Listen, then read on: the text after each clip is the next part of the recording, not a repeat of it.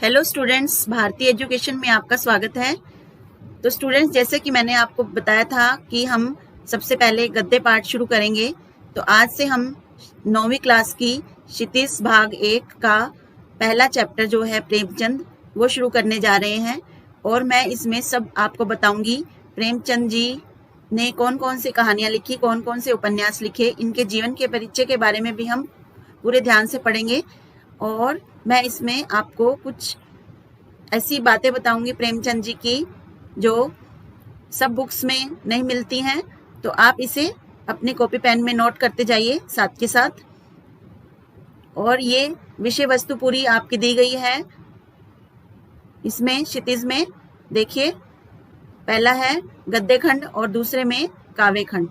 तो आज से हम प्रेमचंद जी के जीवन परिचय के बारे में शुरू करेंगे। तो आप मेरा वीडियो देखते रहिए पूरा आखिरी तक और इम्पोर्टेंट बातें नोट करते रहिए।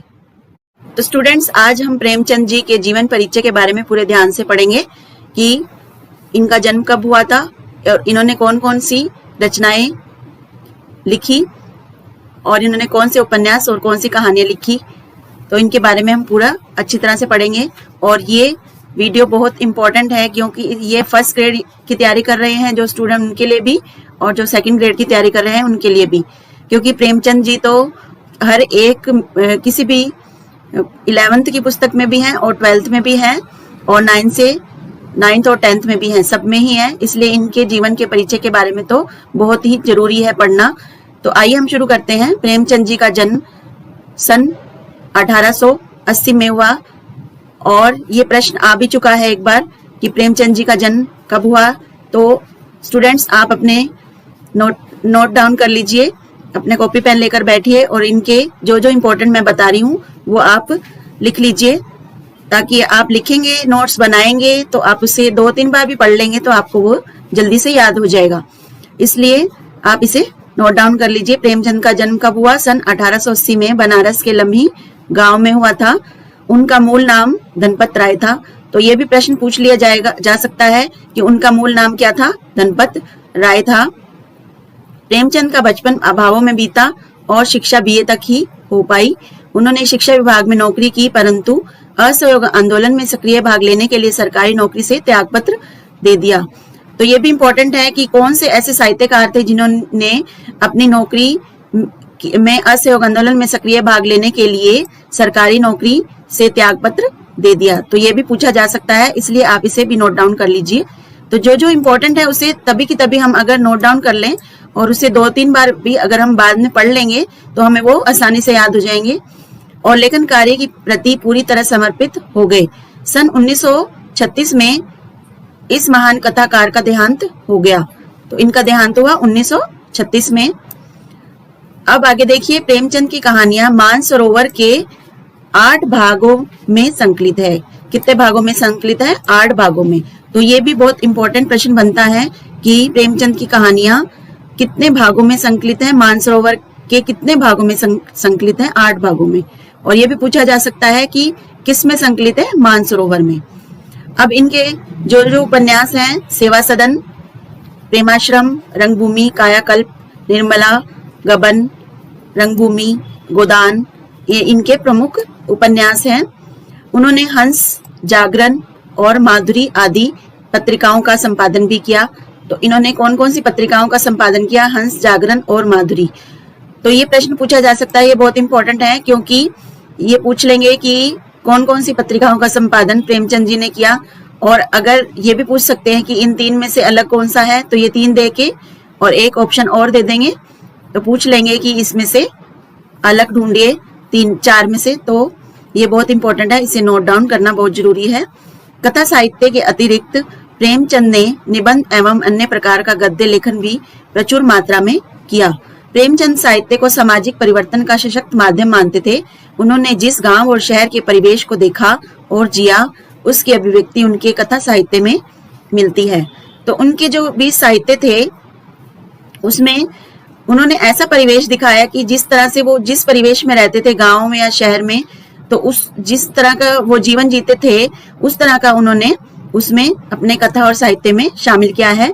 किसानों और मजदूरों की दयनीय स्थिति, दलितों का शोषण, समाज में स्त्री की दुर्दशा, स्वाधीनता आंदोलन आदि उनकी रचनाओं का मूल विषय है।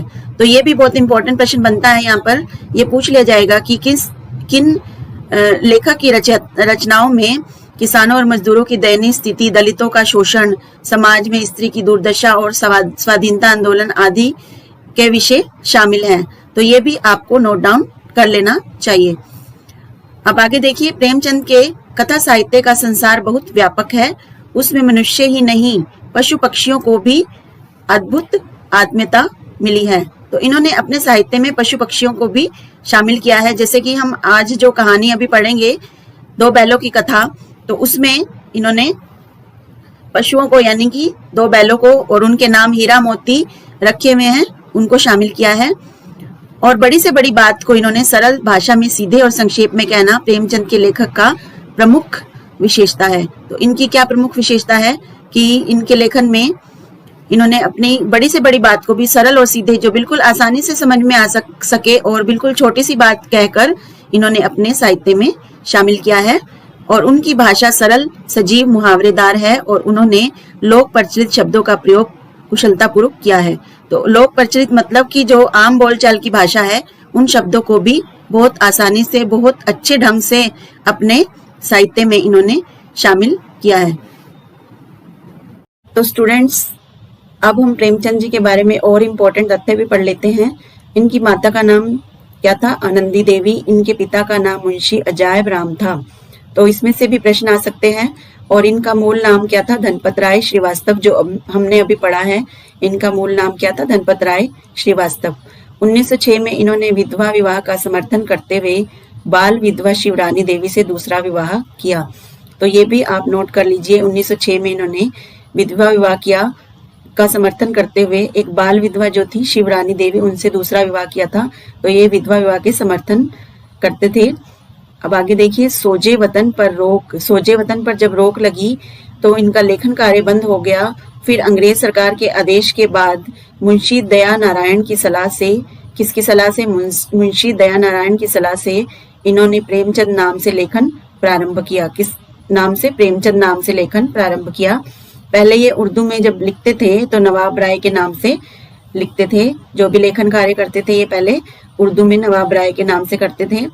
और इनका अंतिम उपन्यास जो था मंगलसूत्र, उनकी जो लंबी बीमारी थी, ये बीमार हो गए थे और इनके निधन के कारण पूरा नहीं हो सका। और इन्होंने मंगलसूत्र 1948 में लिखा था, लेकिन ये उपन्यास पूरा नहीं हो पाया। तो इनके पुत्र अमृत राय ने इस उपन्यास को पूरा कर पुत्र धर्म का निर्वहन किया।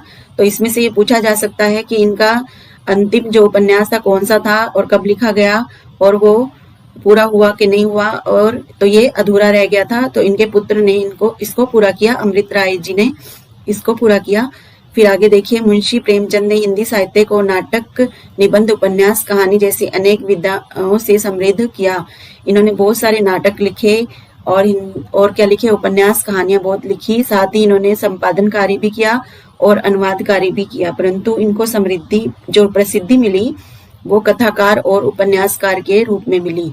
तो इनको प्रसिद्धि किस के रूप में मिली? कथाकार और उपन्यासकार के रूप में मिली। फिर देखिए, बंगाली के प्रसिद्ध साहित्यकार शरद चंद्र ने इन्हें उपन्यास सम्राट की उपाधि दी।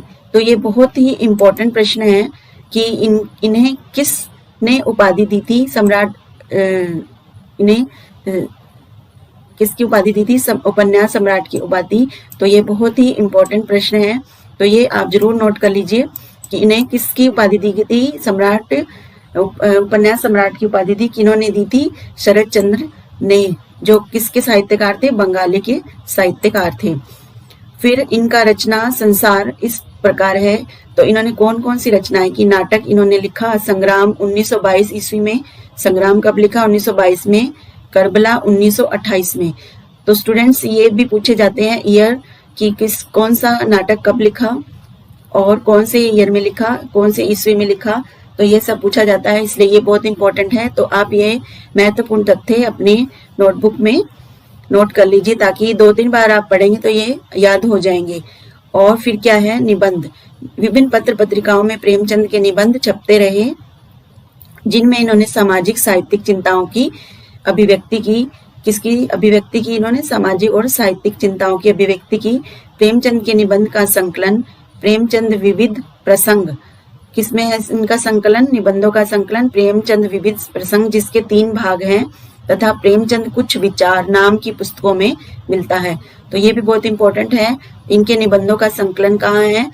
प्रेमचंद विविध प्रसंग, और जिसके कितने भाग हैं? 3 भाग हैं, और प्रेमचंद कुछ विचार नाम की पुस्तकों में मिलता है।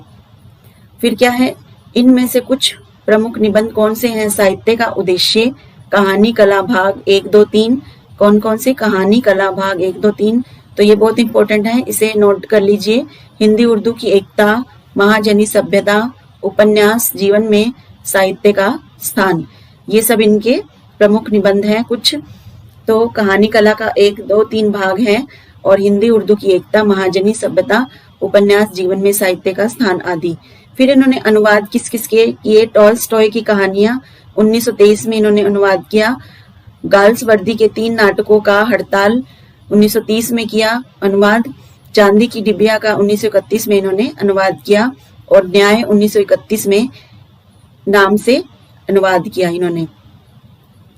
तो इन्होंने टॉल्स्टॉय की जो कहानियां थी और गाल्सवर्दी के 3 नाटक थे, हड़ताल, चांदी की डिबिया और न्याय, इन्होंने अनुवाद किया हिंदी में। फिर आगे देखिए, प्रेमचंद ने लगभग 300 या 350 कहानियां लगभग इन्होंने लिखी, और इनकी सबसे पहली जो कहानी थी पंच परमेश्वर 1916 ईस्वी की मानी जाती है। पहली कहानी जो इनकी है पंच परमेश्वर 1916 ईस्वी में लिखी गई मानी जाती है। और इन्होंने पत्र पत्रिकाओं में काम किया। 1922 ईस्वी में माधुरी पत्रिका का संपादन किया। अभी हमने पढ़ा था कि इन्होंने हंस, माधुरी और जागरण 3 पत्रिकाओं में का संपादन किया। तो इन्होंने 1922 में तो माधुरी का पत्रिका का संपादन किया, और 1930 ईस्वी में हंस मासिक पत्रिका का प्रारंभ किया और प्रकाशन और संपादन किया, और 1932 ईस्वी में जागरण साप्ताहिक का संपादन किया। तो इनके सन भी पूछे जा सकते हैं कि माधुरी पत्रिका का संपादन कब किया, और हंस पत्रिका का कब किया, और जागरण का कब किया। तो ये बहुत इंपॉर्टेंट है, इसे आप नोट डाउन कर लीजिए। फिर आगे देखिए, उपन्यास जो इनके लिखे गए हैं, प्रेमचंद जी द्वारा कुल 15 उपन्यास लिखे गए। इसमें से कुछ कालक्रम अनुसार ये हैं।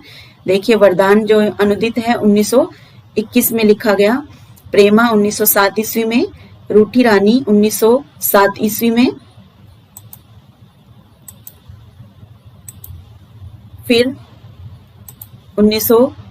वरदान 1921 ईस्वी में, प्रेमा 1907 ईस्वी में, और रूठी रानी 1907 ईस्वी में, सेवा सदन 1918 ईस्वी में, प्रेमाश्रम 1921 ईस्वी में, और रंगभूमि 1925 ईस्वी में, कायाकल्प 1926 ईस्वी में, निर्मला 1927 ईस्वी में, और गबन 1931 ईस्वी में, और कर्मभूमि 1932 ईस्वी में, और गोदान 1936 ईस्वी में, और मंगलसूत्र जो है इनका अधूरा जो था उन्होंने 1948 ईस्वी में प्रकाशित हुआ।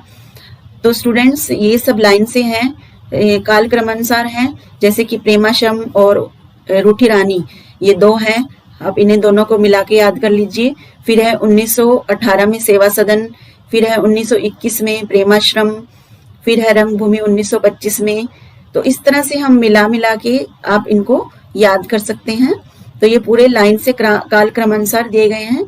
तो ये सब इनके ईयर भी आप, इनके सन भी आप पूरे नोट कर लीजिए। फिर क्या है, मुंशी प्रेमचंद शोषित और पीड़ित समाज के प्रतिनिधि लेखक थे। इनकी सहानुभूति दलित वर्ग, शोषित और किसान मजदूर उपेक्षित नारी समाज के प्रति रही है। तो इन्होंने अपनी कहानियों में किसान, शोषित जो शोषित किसान है, मजदूर हैं, नारी का समाज के प्रति जो भी उनकी प्रतिक्रिया रही है, सहानुभूति दिखाई है इन्होंने अपनी कहानियों और उपन्यासों में। भारतीय कृषक जीवन की पीड़ित अवस्था का जैसा हृदय स्पर्शी तथा रोमांचित कर देने वाला चित्रण इन्होंने प्रस्तुत किया है, वैसा अन्य लेखकों द्वारा संभव नहीं हुआ। इनकी रचनाओं में ठेठ भारत के दर्शन होते हैं, यानी कि इनकी जो रचनाएं हैं उसकी भाषा बिल्कुल लोक साहित्य की भाषा होती है। जैसे आपस में हम बात करते हैं इस तरह से, तो इसमें ठेठ भारत यानी कि गाँवों के दर्शन भी होते हैं, गाँवों की भाषा भी और उर्दू भी मिक्स, सब भाषाएं सरल, बिल्कुल से आराम से समझ में आने वाली भाषा प्रयोग की है। प्रेमचंद के साहित्य पर गांधीवाद का पर्याप्त प्रभाव है। इनकी भाषा सहज, स्वाभाविक और सुबोध है। उर्दू से हिंदी में आने के कारण प्रेमचंद की भाषा में तत्सम शब्दों की बहुलता मिलती है।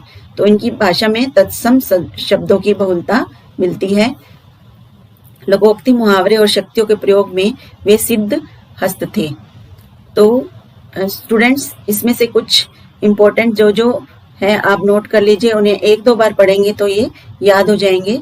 तो आज का वीडियो आपको कैसा लगा कमेंट करके बताइए। और इसके बाद हम 2 बैलों की कथा, जो 9वीं क्लास की पहला ही पार्ट है गद्य का, वो हम शुरू करेंगे। तो आप इसे 2-3 बार इस वीडियो को देखेंगे तो आपको इनके सारे उपन्यास और इनके जो इम्पोर्टेंट तथ्य हैं वो सब याद हो जाएंगे। और मेरे चैनल भारती एजुकेशन को सब्सक्राइब करना मत भूलिए, ताकि आगे आने वाली हर वीडियो आपको उसके नोटिफिकेशन समय पर मिलते रहें। तो स्टूडेंट्स, मेरी वीडियो को अगर आपको अच्छी लगे तो लाइक जरूर कर दीजिए। धन्यवाद।